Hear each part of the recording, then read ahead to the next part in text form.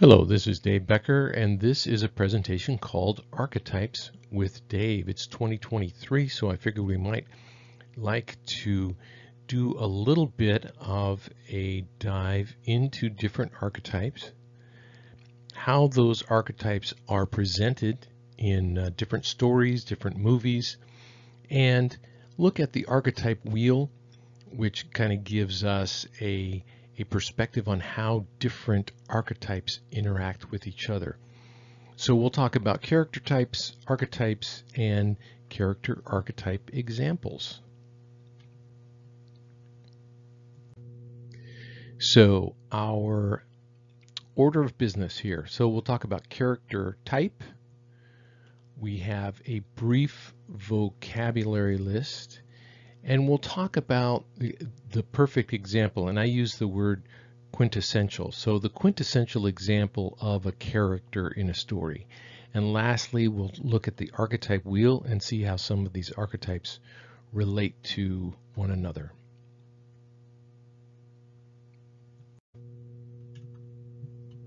So our vocabulary list, and these are the archetypes we will look at today. The innocent, the hero, the rebel, the sage, the melancholic or hero-wraith, the outcast, and the trickster. So these are just 7 of the dozens of archetypes that are out there, but hopefully this will kind of whet your appetite for the storytelling that goes on behind a book or a movie. Our vocabulary list. Original, an American original we might call John Wayne an American original. So the original gangster might be Joe Pesci if you're from this generation, and Jimmy Cagney if you're from a previous generation. So there's an original character that displays those archetype traits. Prototype or prototypical character, the typical example of a character. For instance, in a romantic comedy, if I say romantic comedy, you might think of a person from, or an actor from your generation that fits that bill. For me, it's Cary Grant. He is an original romantic, even romantic comedy actor. For you, it might be Meg Ryan or Billy Crystal. That even goes back a few years. But there's a prototypical character that is an example of a character that will come to mind when you think about the character or the archetype. Paradigm, the pattern. So for instance, in an adventure movie, there is an introduction of the character, there is a conflict, and there is a resolution of the conflict, and then the story is done, right? So there's a paradigm that happens with each character. In other words, if we have a hero archetype, he's typically not going to be behind a desk and shuffling papers. It might be Clark Kent, but the hero, he turns into Superman, right? So the paradigm or the pattern will typically follow how the archetype is portrayed. Paragon, or the best example of. So we might have a best example of a superhero.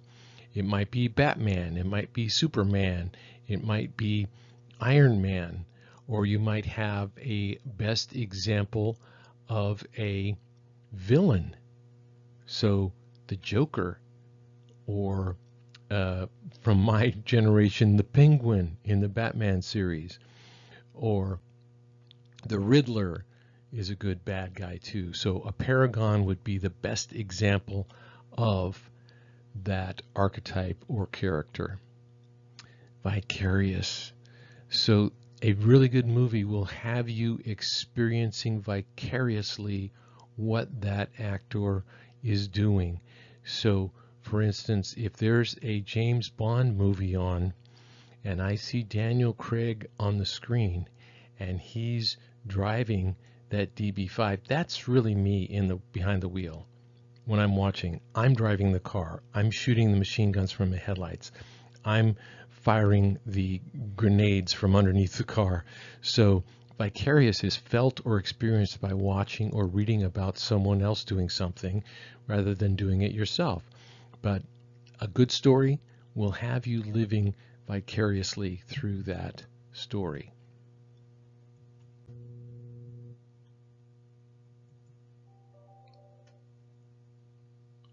So here's our archetype character story. So we have the innocent, who exhibits happiness, goodness, optimism, safety, romance, and youth.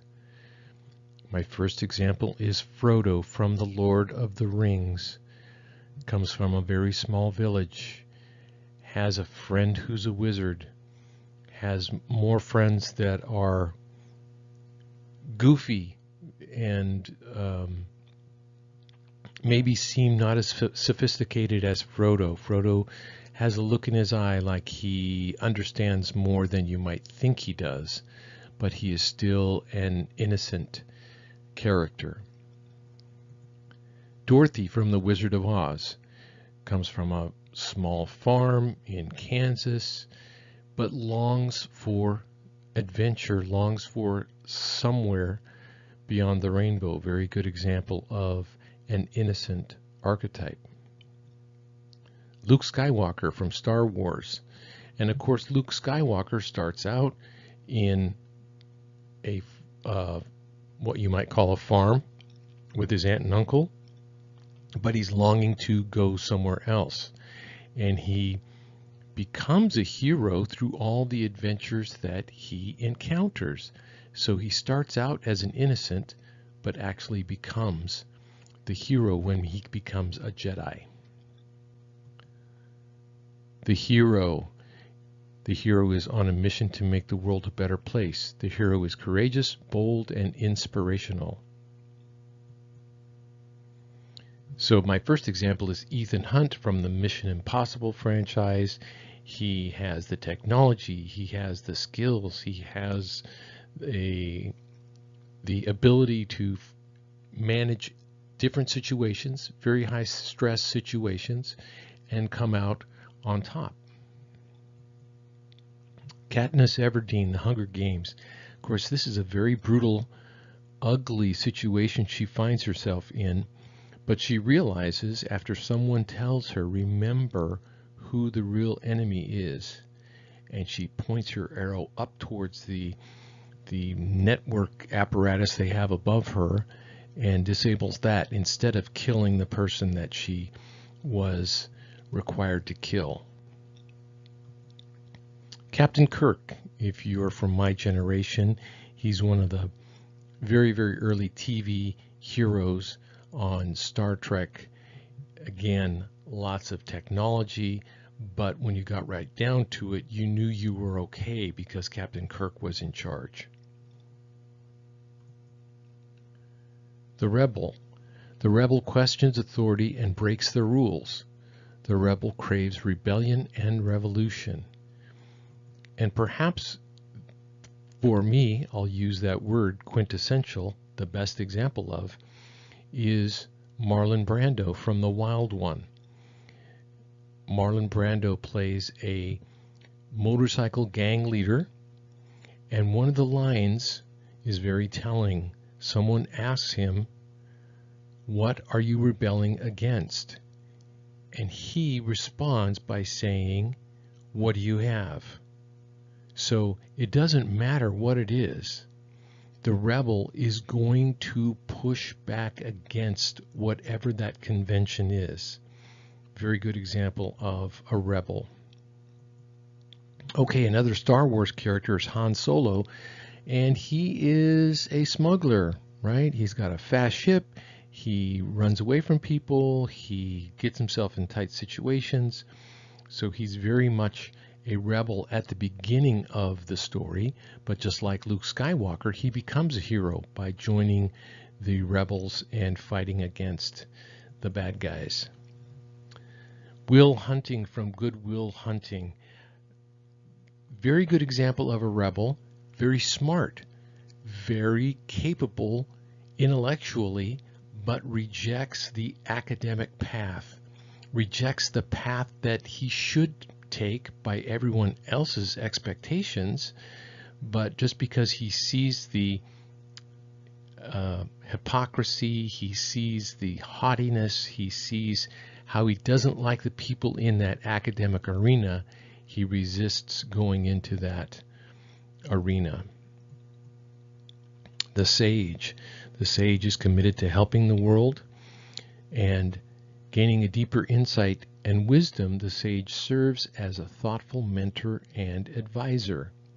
So our first one is Gandalf from the Lord of the Rings. And of course, he's a mentor to Frodo. He helps Frodo with the delivering the ring, and he uses all his power and all his consciousness to help the hobbits complete their task.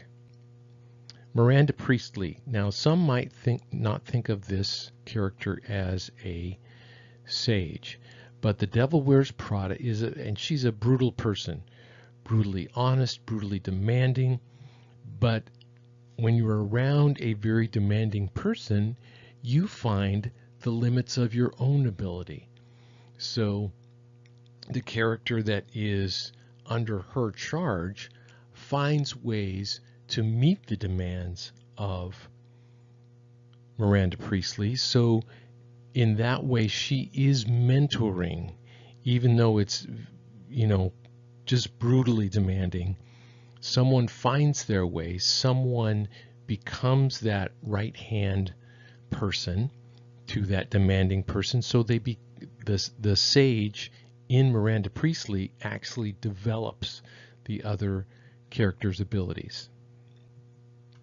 Mr. Miyagi from The Karate Kid. Of course, he teaches the young student how to become a karate master, but he does it by just doing the muscle memory. Wax on, wax off, nail the fence, wash the car.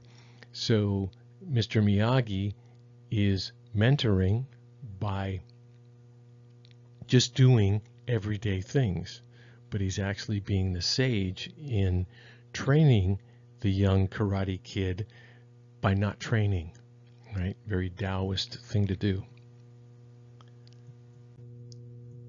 Okay, our next one is the Hereath, and this is it's a Welsh word actually for homesick or earnest longing or desire, a sense of regret, a keeper of old, poignant, lost memories. So many times we long for our youth, right? What happened to my youth? I'm longing for something I've lost in the past. So that is the Hereath, or you'll also hear it called melancholic archetype. And the first one is Andy Dufresne from The Shawshank Redemption. Of course, he is an innocent man who is sent to prison for killing his wife. He didn't do it, but he nonetheless is in prison and very much longing for his life on the outside.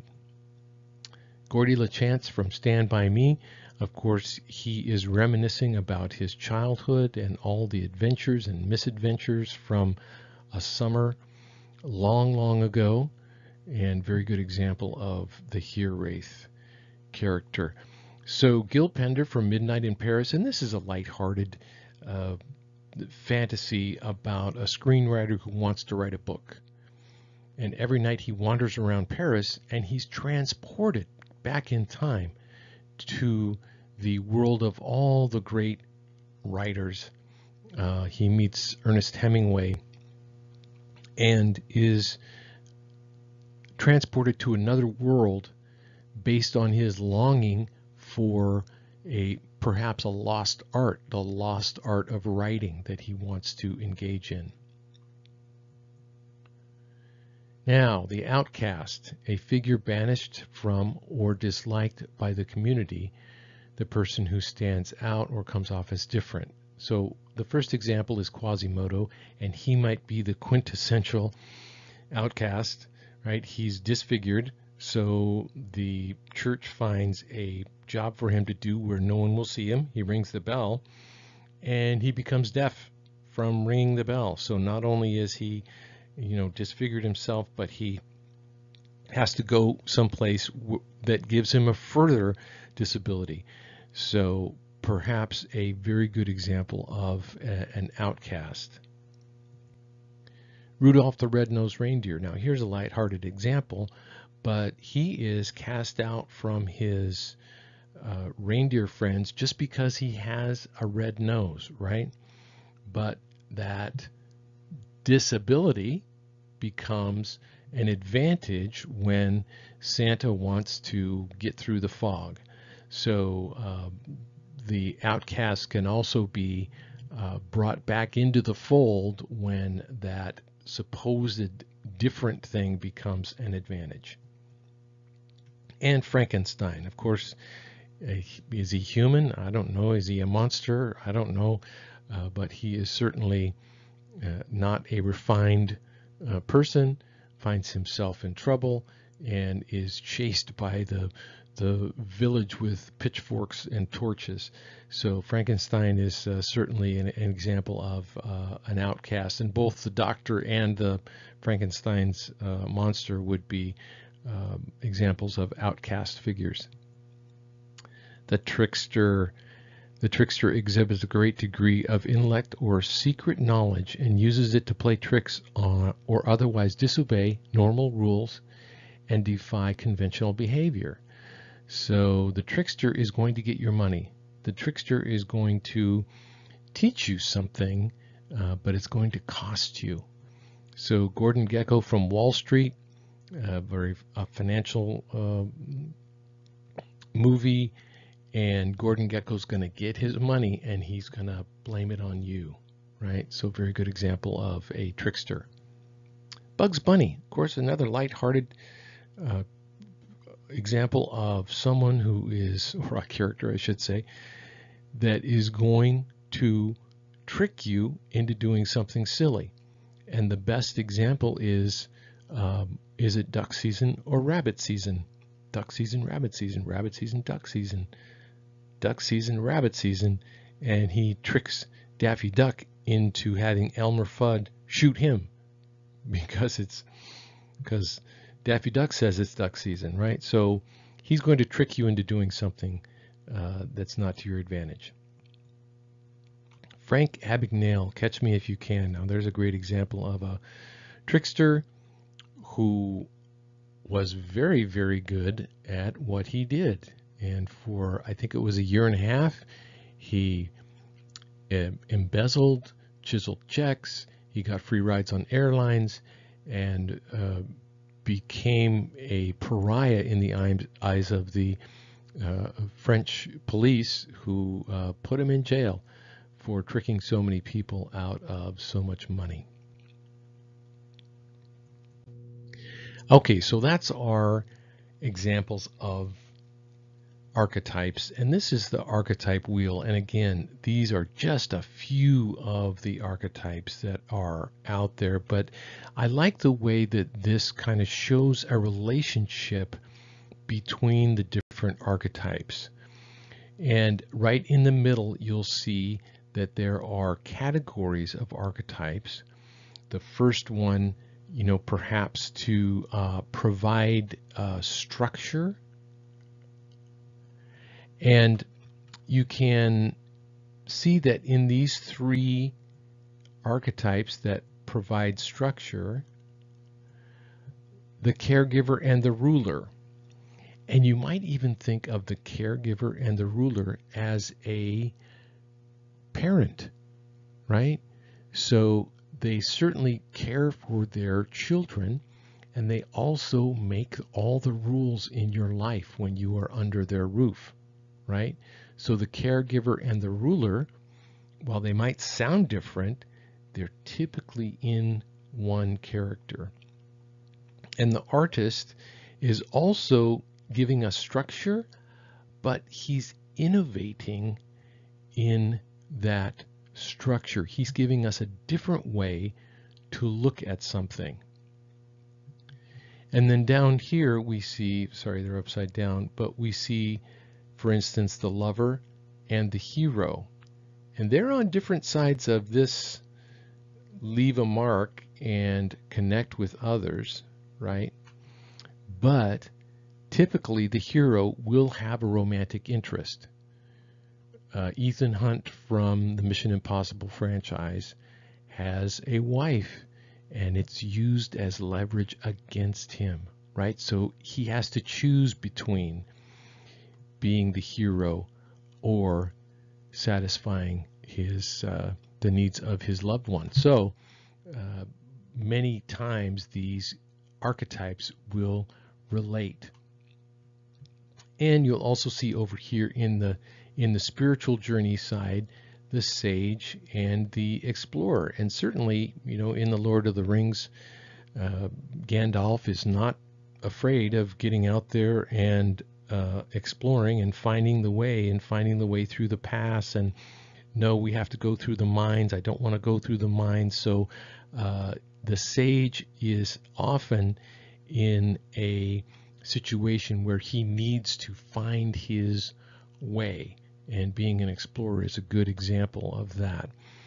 And the other one I think about is Thor Heyerdahl, who built an ancient type of raft and sailed across an ocean, right? So very skilled at building the boat and exploring out in the sea. So there's our archetype wheel. And again, I hope this whets your appetite in 2023 to think about the different archetypes that you run across in stories or perhaps even in your life, and maybe kind of figure out which archetype that you personify, the archetype that you bring to life, or the archetype that you want to emphasize. So thanks, and have a great 2023.